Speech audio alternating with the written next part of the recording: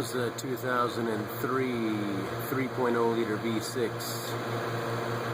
Chrysler or Mitsubishi. This is a Chrysler Sebring with a Mitsubishi engine, 3.0 liter V6, 24 valves. Doing a tune-up on this car. So, tune-up. Cylinder identification for oxygen sensors as well, probably. Cylinder 2, 4, 6. As labeled on the wires. Then it's going to be 1, 3, 5 in the back.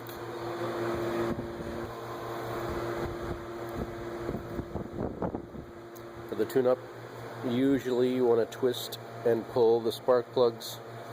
Kind of a tight fit here. You may want to consider taking out the air filter and throttle body tube there. This will come out. There's usually pins here, but there were not for us. This comes out of here, out of the hole there.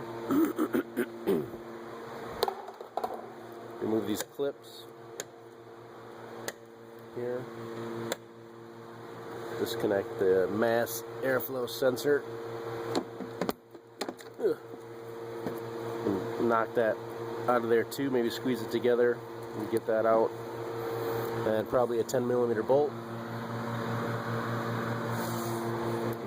Disconnect the tubes and pull this out, get some access to the distributor cap below. And you maybe disconnect the wires a little bit, give yourself some slack. Otherwise, you just need to twist and pull these out. And if you're going to do a tune-up or spark plugs, recommend spark plugs, spark plug wires, distributor cap, distributor rotor, do it all. Especially if it's never been done, because you might end up breaking stuff when you're trying to take this out. There it comes out, no problem. We'll just continue to twist and pull for the rest of these. There's a zip tie holding these lines onto the bottom of the tube, and got that off. If you push down on this little tab here, you should be able to actually pull the zip tie apart, or you can cut it. Oh, let's see, got the tube off, got that off, got that off. There's also a 10mm nut you could take off that was attached to this bracket. I'm going to take the battery out next, all 10mm looks like. Take the negative off first, 10mm, then the positive. After that, tuck the wires away.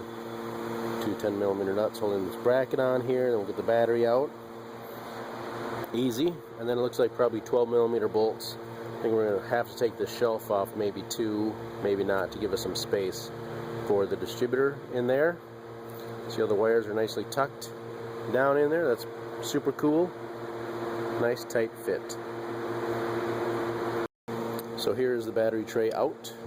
1, 2, 3, 4 12mm bolts and 2 10mm bolts for the wiring harness bracket, and it pulls out.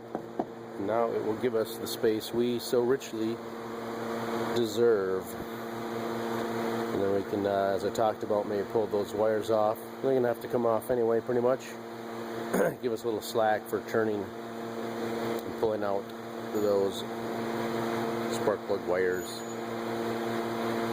This is just a air tube between the 2 valve covers, it looks like. So we'll just take this clamp off maybe and lift it up, give us some space to get those wires out.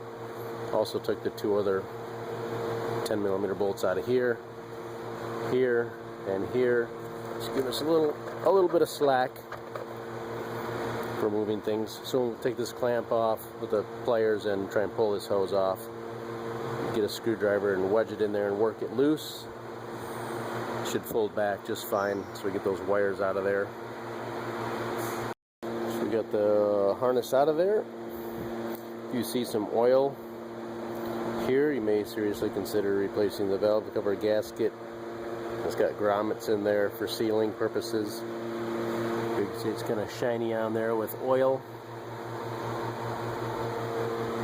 Especially if you happen to have oil pooling down here and getting this stuff all soaked, that can definitely cause problems down the road, misfires. So you don't really want to put new plug wires down in there and have that kind of issue. And we'll take the spark plugs out. Several kinds of spark plug sockets, but what makes them different is they have a rubber boot inside, a rubber grommet that'll help stick to the spark plug, or the spark plug will stick in your socket so you can pull it out. So let's put it down here, and everything is left to loosen, ready to tighten. We're just going to do this.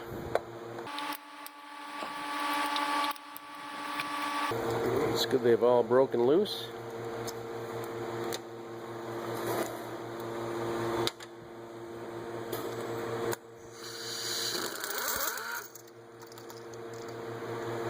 And voila! Spark plug socket and spark plug R1. Alright, now we're digging in deep for the back spark plugs. I've been doing some oxygen sensors too, so I'm taking out these 10mm bolts. And 10mm bolt down here, and 10mm bolt down here. And disconnected these electrical connectors. Again, we're just pushing tabs and releasing. All of this should all stay. I guess I didn't have to unbolt it. How about that? Leave this bolted up to the intake. Disconnect the electrical connectors. All this vacuum stuff should stay attached to the intake, except disconnect this hose right up here. Ground wire here, 10mm. In the back, we got to fight with a EGR tube, so we got 12mm bolts back here, and there's also a black bracket. You need to disconnect that. Left to loosen, right to tighten. Hopefully you have a good selection of ratchets, wrenches, and extensions if needed.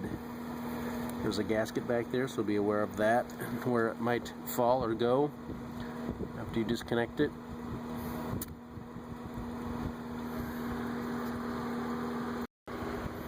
Using my pivoting ratchet, works pretty nice to get down in here, get to those bolts. All three bolts broken loose. Also went ahead and took off the nut here, bolt.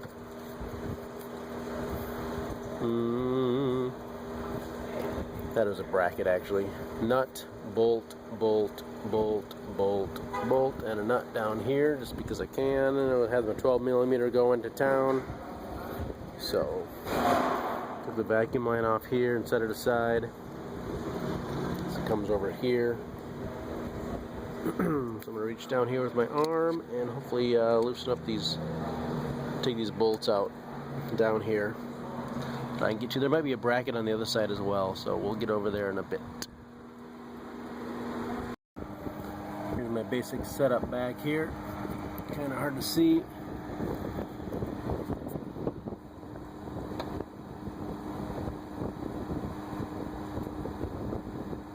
That last 12mm bolt back there. Got a wrench there and a swivel too, because the bolt actually angles up a little bit.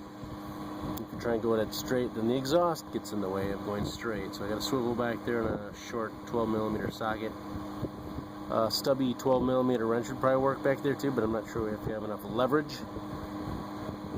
So that's what I got there, and the bolt there sticks to the passenger side, maybe of the EGR valve. It's actually on the bracket that goes on the other side.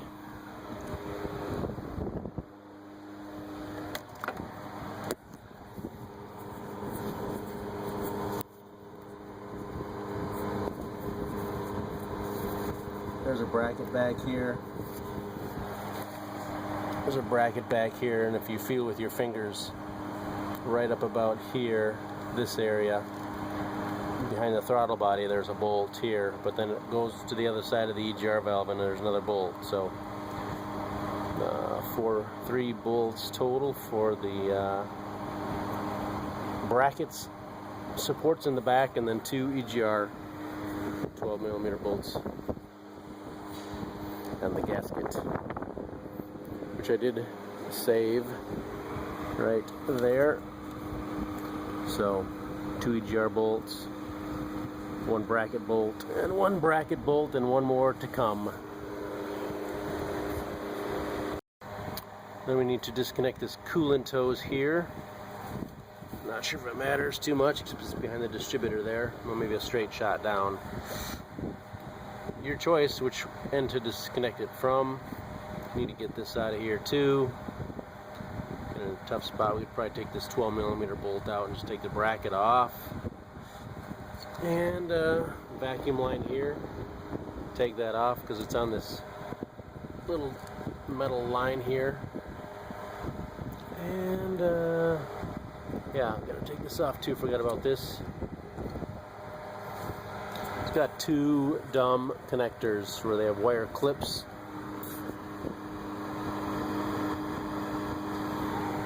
Just use a small screwdriver, pick that out of there somewhere. I've not figured out a good way to do that on that, and then also on this connector as well. So if we want to come back, we'll have this out and a hose off, those two electrical connectors off, and that the connector right there too will be off. So this wasn't too bad, but still pretty much a pain in the butt. With my small screwdriver, like a pocket type screwdriver. And if you have something pocket screwdriver, you have something smaller, it's even better probably. Maybe grind it down a little bit. And that was kind of like, I'm gonna say kind of insane, because it went back towards this. So I pulled it back as far as I could, then I dig both sides out and finally got to let go. And this one shot up about 8 inches, but luckily landed here, so keep an eye out on it. Some little clips,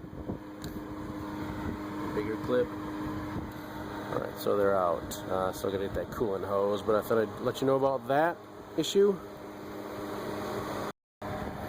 So I was able to use my long needle nose pliers and get this off, and then grab and twist this until it came off.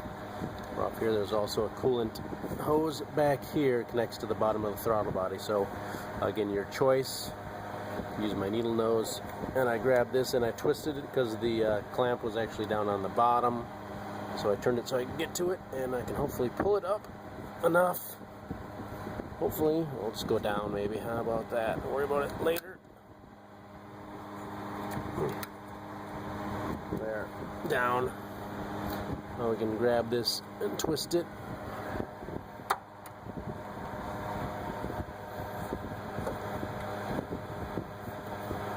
Hopefully.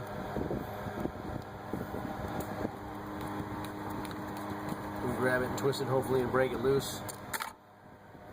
Also, I have a pick set so I can get underneath here between the rubber and the hose and set it free. Sorry about the camera. Gotta get that loose, and that might be it. We'll see how far it lifts up when that is off. Here's one of a couple of hose picks I got. Very handy to get between the hose and the outlet, whatever you're working on, to separate it. Very handy. Alright, I'm happy to say it seems to be lifting off.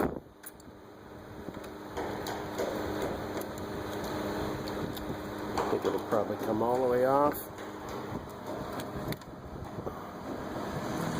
I got only one hand though while I'm holding the camera, but I think it's going to come all the way off. At least we can really lay it to the side, because let's look at the throttle cable hooked up here. Minor thing, but we'll lay it off to the side somewhere. It'll be totally out of our way. Or maybe bring it over here somewhere. But there we go. Got access to our rear spark plugs and spark plug wires. And just do the same thing as in the front. I'll show you how to replace the spark plugs. I guess I need to do that. Got the vacuum booster hose here. We can probably still just pull it out of this bracket back here.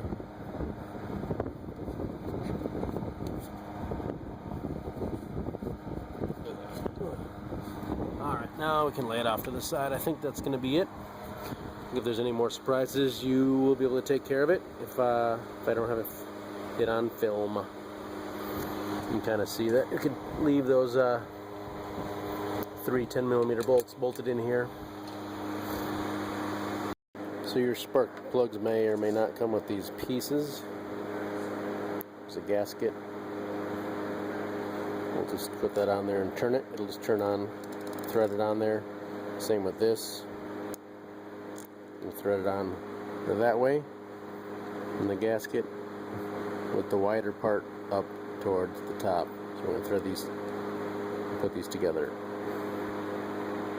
So we got our spark plug, and these are double platinum plugs. Do not use a gapper on them. It's funny, the box says to gap them, but don't try and gap them. You might scratch, apparently, the platinum and cause it to wear out faster than it should. So just make sure it hasn't been dropped and dinged. Make sure it looks like all the rest, and you'll probably be okay. Just drop it in the spark plug hole, and we're just going to turn it.